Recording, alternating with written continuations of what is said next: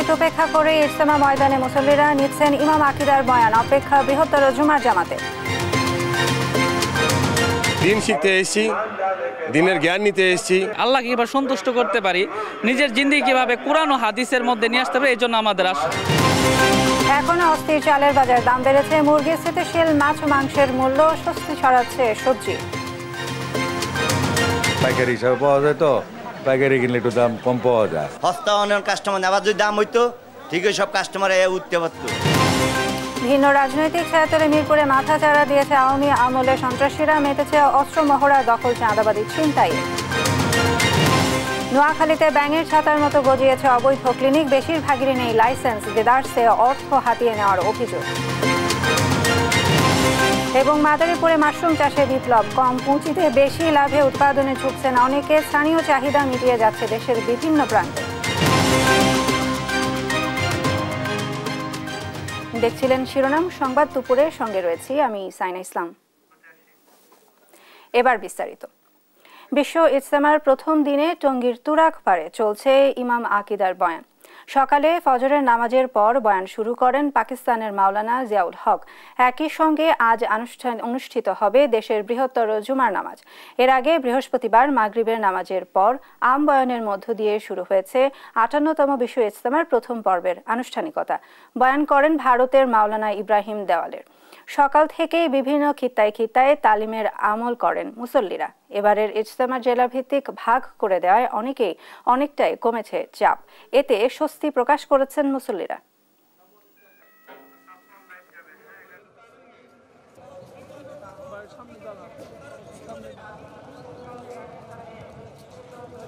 মারামারি হয়েছে, এমনকি মারামারি হয়, এটা দিলাম রাইতাম না ইজতেমাত, এরকম কোনো দুশ্চিন্তা আমাদের মনের মধ্যে নাই। আশা করি কেউর ভিতরে এটা নাই। তো প্রত ১-২ পর্ব হওয়ার কারণে লোক সমাগম কিছুটা আলহামদুলিল্লাহ, তারপরেও স্বাভাবিক কম ধরা যেতে পারে। তারপরে আলহামদুলিল্লাহ যথেষ্ট পরিমাণ মুসল্লিরা কেরাম এখানে উপস্থিত আছেন। শুক্রবার সকাল থেকে শুরু হয়েছে ৫৮তম বিশ্ব ইজতেমার প্রথম পর্ব। এ নিয়ে বিস্তারিত জানাতে যুক্ত হচ্ছেন সহকর্মী আলিমুজ্জামান সাফওয়ান।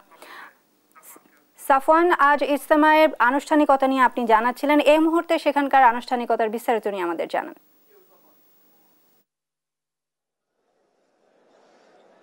এই মুহূর্তে আমি ইজতেমার ময়দানে অবস্থান করছি এবং সকাল থেকে যে আপডেটগুলো ছিল সেগুলো সবকিছু আপনাদেরকে জানিয়ে দিয়েছি।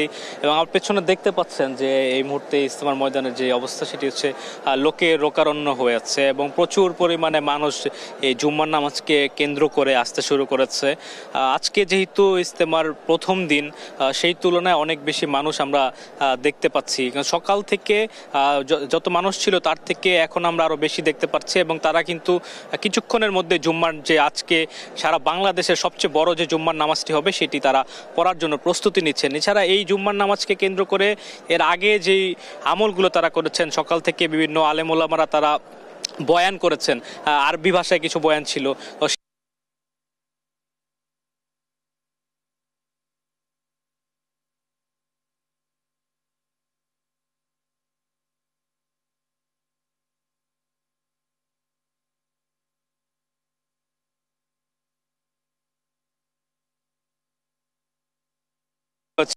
কেন্দ্র করে এবং চারপাশে আমরা দেখতেছি যে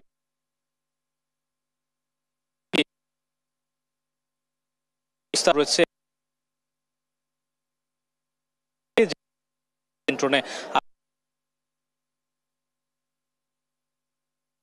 এখানে নেওয়া হয়েছে। নামাজের দিকে এগোচ্ছে, লোকজনের উপস্থিতি আরও আমরা বেশি বাড়তে দেখছি। তো কিছুক্ষণের মধ্যে এই জুম্মার নামাজের যে বয়ান সেটি কিন্তু শুরু হয়ে যাবে এবং এরপরে আসলে জুম্মার নামাজ শুরু হবে, এখানে আমরা যেমনটি দেখতে পাচ্ছি। এছাড়া এখানকার যারা মুসল্লি তাদের সাথে কথা বলে যেমনটি জানতে পেরেছি যে তারা কিন্তু বেশ স্বাচ্ছন্দ্যে এবারের ইজতেমায় অংশগ্রহণ করেছেন। এবারের ইজতেমায় কিন্তু বিদেশিরাও অংশগ্রহণ করেছেন। ৭২টি দেশ থেকে ২০50 জন এখানে অংশ নিয়েছেন বলে আমরা জানতে পেরেছি। এবং এইবারের ইজতেমাতে কিন্তু ২টি পর্ব করা হয়েছে, সব মিলে ৩টি পর্ব হয়েছে এবং প্রথম যে ২টি পর্ব সেটি আজকে শুরু হয়েছে এবং আজকেই তার প্রথম দিন, শুক্রবার। তো আপনারা দেখতে পাচ্ছেন নিশ্চয়ই যে ইজতেমা ময়দানে আসলে পুরোটাই লোকারণ্য হয়ে গেছে জুম্মার নামাজকে কেন্দ্র করে এবং কিছুক্ষণের মধ্যে আসলে জুম্মার যেই খুতবা সেটি এখান থেকে শুরু হবে বলে আমরা তো জানতে পেরেছি। তো এই ছিল আমার কাছে ইজতেমার ময়দান থেকে আমার কাছে থাকা সর্বশেষ। ধন্যবাদ সাফওয়ান আপনাকে। ইজতেমা ময়দানের বিস্তারিত নিয়ে যুক্ত ছিলেন আমাদের সহকর্মী সাফওয়ান। ভিন্ন রাজনৈতিক ছায়াতলে মিরপুরে নতুন করে মাথাচাড়া দিয়ে উঠছে আওয়ামী সরকারের আমলে গড়ে ওঠা সন্ত্রাসীরা। আবারও প্রকাশ্য অস্ত্র মহড়া, দখল, চাঁদাবাজি ও ছিনতাই শুরু করেছে তারা। বর্তমানে বিএনপির সভা সমাবেশেও দেখা মিলছে তাদের।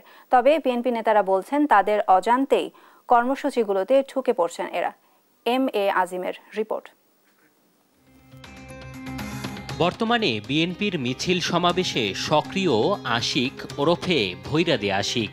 তবে কদিন আগেও আওয়ামী লীগের সংসদ সদস্য ইলিয়াস মোল্লার হয়ে লাঠিসোঁটা হাতে রাজপথে নামত বিএনপি ও শিক্ষার্থীদের আন্দোলন দমাতে।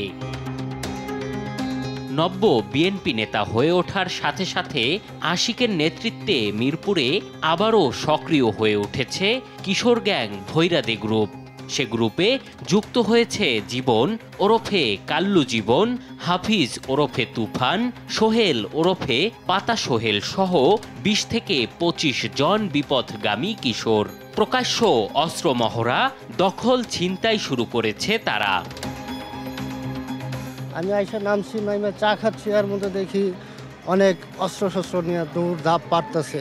চাকুনা কালে লাগছে, এই দেখ চোট গেল, যাওয়ার পর ওদিকে কোবাই মোবাইল ছিল, আবার এদিকে আসলো একটা মহিলা, একটা আপু ছিল, ওই জায়গায় তারে ঘেরা ফেলাইছে। এগুলো এসে ভাঙচুর করে, আমার বোনের মারতে লইছিল, মারতে পারেনি, পরে এগুলো ভাঙচুর করে, আলমারি কোবায়, পরে ঘরে টাকা ছিল, কানের জিনিস ছিল, এগুলো লয়ে গেছে। আওয়ামী লীগের ছায়াতলে গড়ে ওঠা এসব সন্ত্রাসীরা এখন রীতিমতো বিএনপি বনে গেছে। তাই নতুন করে আবারও আতঙ্ক ছড়িয়েছে মিরপুর জুড়ে।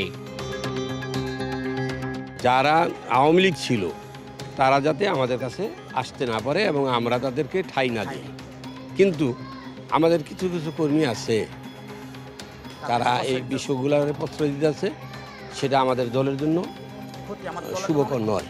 ও আগে হচ্ছে বিএনপি আওয়ামী লীগে ছিল, যেখানে তারেক রহমানকে গালাগালি করত, এখন আবার তার দলে ঢুকেই তার সাথে রাজনীতি করতেছে। তাদেরই ছত্রছায়া আছে, কিছু নাম আছে, কিছু লোক আছে, তাদের ছত্রছায়ায় কাজ করতেছে। ছাত্রদল নেতা খোরশেদুল ইসলাম নীরবের ব্যানারে আশিক বিএনপির মিছিল সমাবেশে অংশ নিলেও খোরশেদুল ইসলামের দাবি তার অজান্তেই আশিক ঢুকে পড়েছে তার ব্যানারে। আমি যেহেতু নেতৃত্ব দেই, আমার বিভিন্ন ওয়ার্ডে ছেলেপেলে থাকে, ও কিভাবে ঢুকছে এবং কিভাবে প্রবেশ করছে সেই বিষয়ে আমি একদম স্ট্রেট ফরওয়ার্ড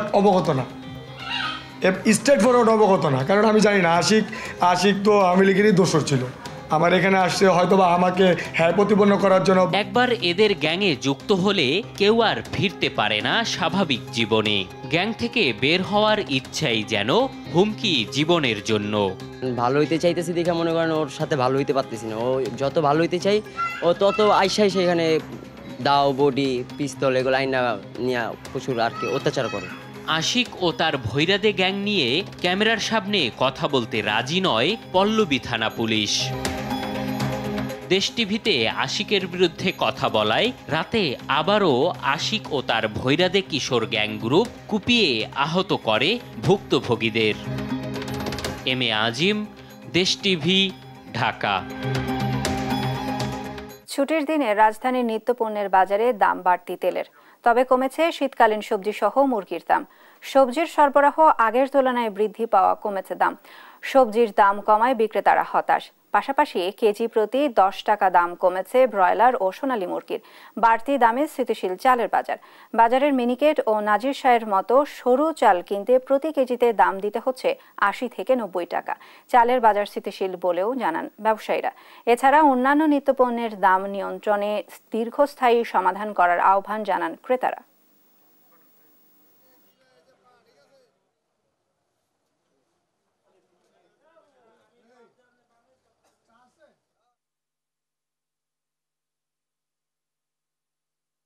$230 টাকা ছিল, 220-30 এরকম ছিল এই কিছুদিন আগে।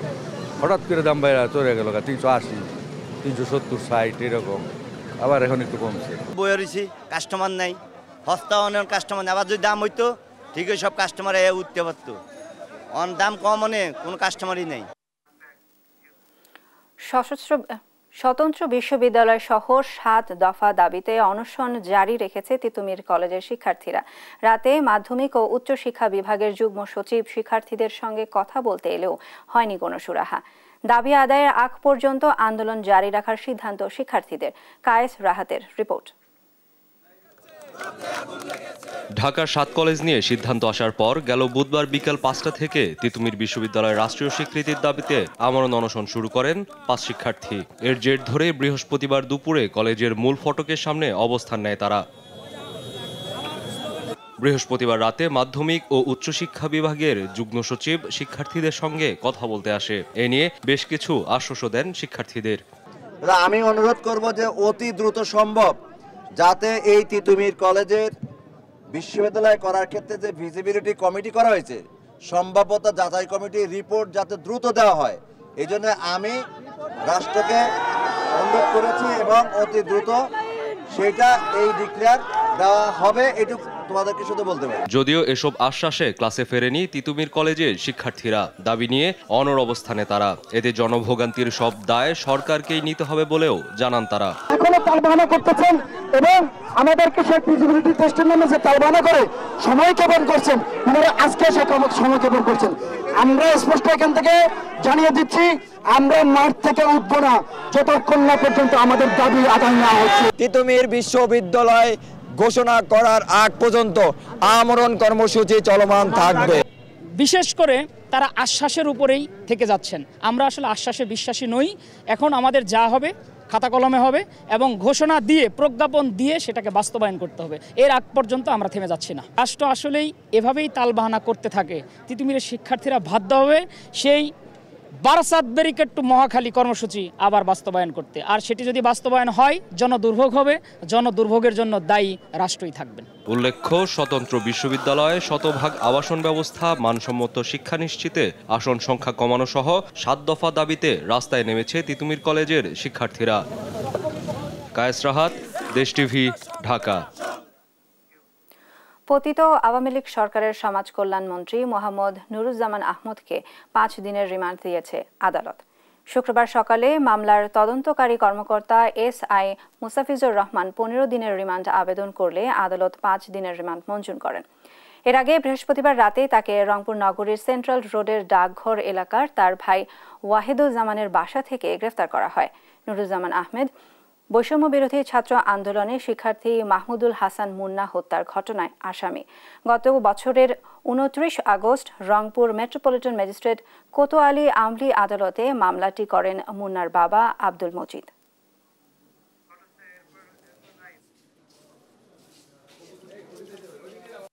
পনেরো দিনের রিমান্ড চেয়ে আবেদন করি। বিজ্ঞ আদালত ওনার 5 দিনের রিমান্ড মঞ্জুর করেছেন। আমাদের মামলা তদন্তের স্বার্থে জিজ্ঞাসাবাদ চলমান রয়েছে। এমন কোনো প্রমাণ দেখাইতে পারবে না যে উনি এটার মধ্যে জড়িত ছিল। ওনাকে সম্পূর্ণ রাজনৈতিকভাবেই এই মোকদ্দমায় ওনাকে আসামি করা হয়েছে। রাত পোহালেই শুরু প্রাণের বইমেলা। অমর 21 গ্রন্থমেলার প্রস্তুতির খবর জানাতে সরাসরি যুক্ত হব সহকর্মী এনআই নাহিদের সাথে। নাহিদ, মেলার প্রস্তুতি কিরকম দেখতে পাচ্ছেন? শেষ মুহূর্তের বিস্তারিত পরিস্থিতি নিয়ে আমাদের জানাবেন।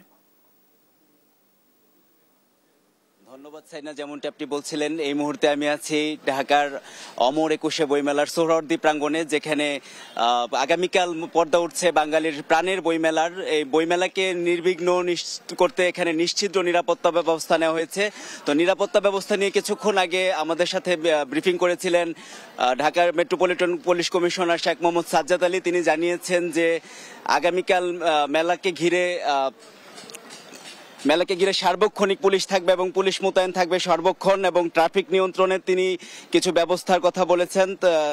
তিনি আমাদেরকে জানিয়েছেন সেটি হচ্ছে যে বইমেলাকে যে কোনো রকমের অনাকাঙ্ক্ষিত ঘটনা প্রতিহত করতে পুলিশ সর্দা প্রস্তুত আছে। আর এক্ষেত্রে সিসিটিভির মাধ্যমে সমগ্র বইমেলা মনিটরিং করা হবে। থাকবে বিশুদ্ধ পানির ব্যবস্থা। প্রথমবারের মতো টিএসসি থেকে দোয়েল চত্বর পর্যন্ত ট্রাফিক সর্বক্ষণ বন্ধ থাকবে না। রাতেও দিনে যে কোনো প্রকার ভারী যানবাহন চলাচল বন্ধ থাকবে। তো বইমেলার প্রস্তুতিতে লেখক, প্রকাশক, পাঠকের সম্মেলনে জমজমাট হবে এমন আশাবাদ সবার। আর বইমেলায় শেষ মুহূর্তে প্রকাশক এবং আয়োজকদের ব্যস্ততা চলছে। আমরা একজন প্রকাশকের সঙ্গে কথা বলবো। বলাকা প্রকাশনীর শরীফা বুলবুল আছেন আমাদের সাথে। তো এবার এই মেলাকে ঘিরে আপনার প্রত্যাশা এবং আপনার প্রকাশনা থেকে কি কি বই প্রকাশ হচ্ছে আমাদের? আমার প্রকাশনা থেকে প্রায় 20টার মতো বই বেরোচ্ছে। আর হচ্ছে আমি তো বলছি যে নতুনদের বই আমরা বেশি করি এবং পুরনোদের থাকেই। নবীন প্রবীণের সম্মিলন মঞ্চ আমাদের প্রতিষ্ঠানটা। এবারও আসছে অনেক তরুণের বই। যেমনটি তিনি বলছিলেন, এদিকে আমরাও দেখতে পাচ্ছি। আপনি দেখবেন যে এদিকে বইমেলাকে সামনে রেখে স্টলগুলোতে বইয়ের সাজসজ্জা চলছে, সাজানো হচ্ছে। আমরা এখানের একজন বিক্রয় প্রতিনিধির সাথে কথা বলবো। আপনাদের সংগ্রহে এবারে কি কি বই আছে? বইমেলাকে ঘিরে আপনাদের প্রস্তুতি আমাদের বরাবর যেরকম থাকে ওরকমই আছে। তো এবার হচ্ছে গিয়ে একটু ভিন্ন হবে মেলা আশা করি, কারণ হচ্ছে গিয়ে আমাদের তো মানে গতবারের যে সিচুয়েশন, এবার সিচুয়েশন একটু ডিফিকাল্ট আছে। তো আমরা প্রত্যাশা করতেছি যে গতবারের থেকে এবার আরো ভালো হবে।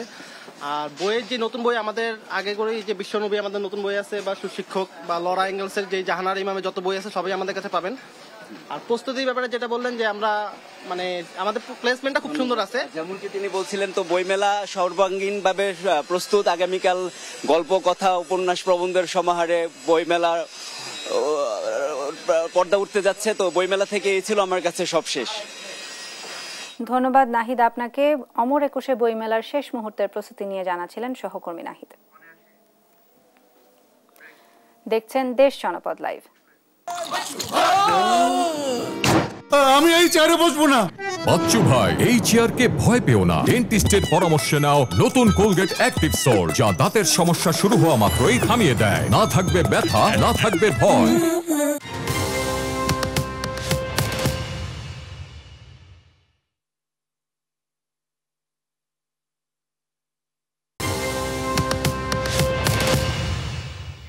দেখছেন সংবাদ দুপুর। সারা দেশে সকাল থেকে সড়ক দুর্ঘটনায় 6 জনের মৃত্যু হয়েছে। রংপুরের সাতমাথা এলাকায় একটি নাইট কোচ ও 3 চাকার মহেন্দ্রার মুখোমুখি সংঘর্ষে 3 জন নিহত ও 4 জন আহত হয়েছেন। এদিকে সকালে কুষ্টিয়ার মিরপুরে ট্রাক ও সিএনজির মুখোমুখি সংঘর্ষে 2 জন নিহত হন। এই ঘটনায় আহত হয়েছেন আরও 3 জন। অন্যদিকে ভোরে টাঙ্গাইলের কালীহাতিতে অজ্ঞাত পরিবহনের ধাক্কায় এক মোটরসাইকেল আরোহীর মৃত্যু হয়েছে। সহকর্মীদের পাঠানো তথ্যচিত্রে বিস্তারিত জানাচ্ছেন টুম্পা আফরোজ।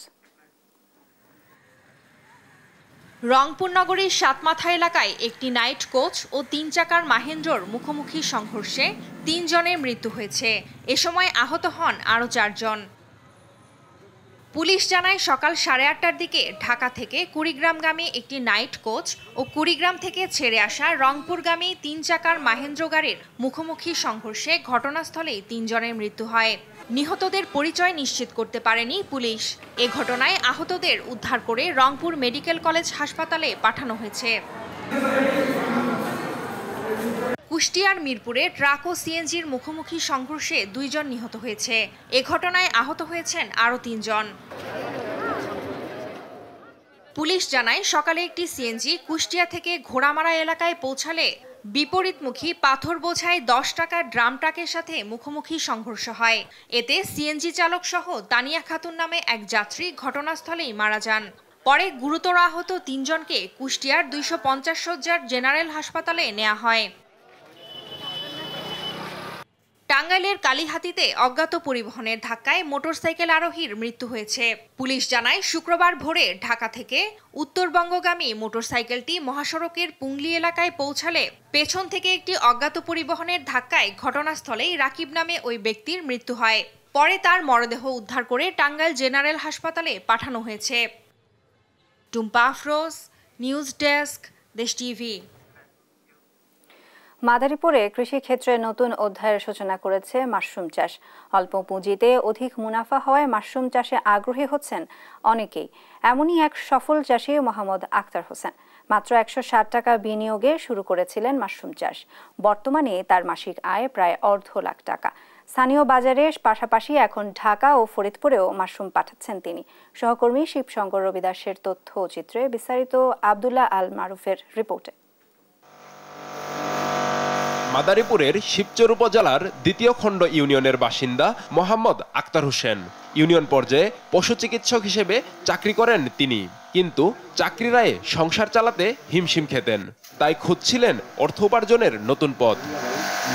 জাতীয় মাশরুম উন্নয়ন ট্রেনিং সেন্টারে 3 দিনের প্রশিক্ষণ নিয়ে মাত্র 160 টাকা পুঁজিতে শুরু করেন মাশরুম চাষ।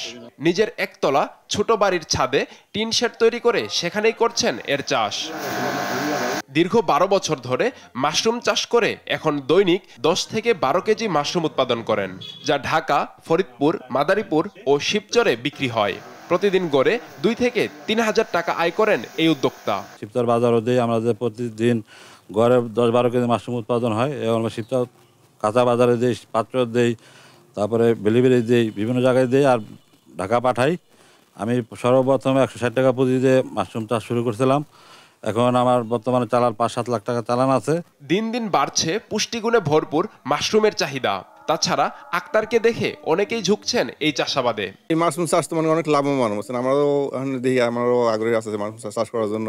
আমাকে আক্তার আগে অনেকই আসলো মাশরুম চাষ করে আল্লাহ দিলে অনেকই ভালো আছে, আর যারা চাষ করবো তারা আল্লাহ ভালো হইতে পারবো। এখন মনে করেন হ্যাঁ ব্যবসা অনেক দিক দিয়ে এগিয়েছে মাশরুম চাষ করিয়া, আর অনেক দিকে উন্নত হয়েছে। আমরাও করবো, আরো 5 জনও করবো। আমরা নিয়ে আইরা খাইয়া আমরা অনেক খুব ভালো লাগছে আমার কাছে। আমরা সামনে করার চেষ্টা করব। মাদারীপুরে মাশরুম উদ্যোক্তা চাষি তৈরি করা হয়েছে বলে জানান জেলা কৃষি সম্প্রসারণ কর্মকর্তা। তাদের দেয়া হচ্ছে প্রয়োজনীয় সব সহায়তা। কৃষি সম্প্রসারণ অধিদপ্তরের উদ্যোগে বিভিন্নভাবে উদ্যোক্তা চাষি তৈরি করা হচ্ছে, যারা যে উৎপাদনটা সেই উৎপাদনটা অব্যাহত রেখেছে। এবং আমরা প্রত্যাশা করি আমাদের বিভিন্ন ধরনের যে পরামর্শ রয়েছে সেগুলোর মাধ্যমে তাদের এই উৎপাদনটা আরও বাড়ানোর এবং মানুষের যে ক্রমবর্ধমান চাহিদা সেই চাহিদা পূরণে তারা সক্ষম হবে বলে আমরা মনে করি। মাশরুমে উচ্চমাত্রার প্রোটিন, ভিটামিন এবং অ্যান্টিঅক্সিডেন্ট থাকায় এটি একটি স্বাস্থ্যকর খাবার। নানা রোগের প্রতিষেধকও মিলে মাশরুমে। নিউজ ডেস্ক, দেশ টিভি। নোয়াখালীর অলিতে গলিতে ঝুলছে বেসরকারি হাসপাতাল ও ক্লিনিকের সাইনবোর্ড। সরকারি হাসপাতালের সীমাবদ্ধতার সুযোগে ব্যাঙের ছাতার মতো গজিয়েছে এসব স্বাস্থ্যসেবা প্রতিষ্ঠান, যেখানে নামকরা ডাক্তারদের নামের সাইনবোর্ড ঝুলিয়ে পাতা হয় রোগী ধরার ফাঁদ। নেই পরিবেশ অধিদপ্তরের ছাড়পত্র ও ফায়ার সার্ভিসের অগ্নি নির্বাপক ব্যবস্থাও। এসব প্রতিষ্ঠানের বিরুদ্ধে অভিযোগ রয়েছে পরীক্ষা নিরীক্ষার নামে বেশি টাকা নেয়ারও। মাওলা সুজনের প্রতিবেদন।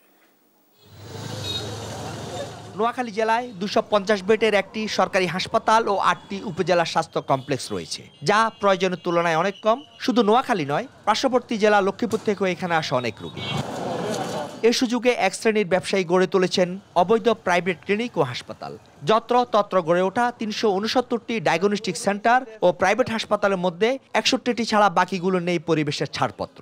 অনেক প্রতিষ্ঠানেই নেই অগ্নি নির্বাপন ব্যবস্থাও। নিয়ম নীতির তোয়াক্কা না করে জেলা সিভিল সার্জন কার্যালয়ের সাথে সমঝোতা করে চলছে এসব প্রতিষ্ঠান। নামসর্বস্ব অধিকাংশ প্রতিষ্ঠানে বিশেষজ্ঞ চিকিৎসক না থাকলেও নামকরা ডাক্তারদের সাইনবোর্ড টানিয়ে চলছে রমরমা ব্যবসা।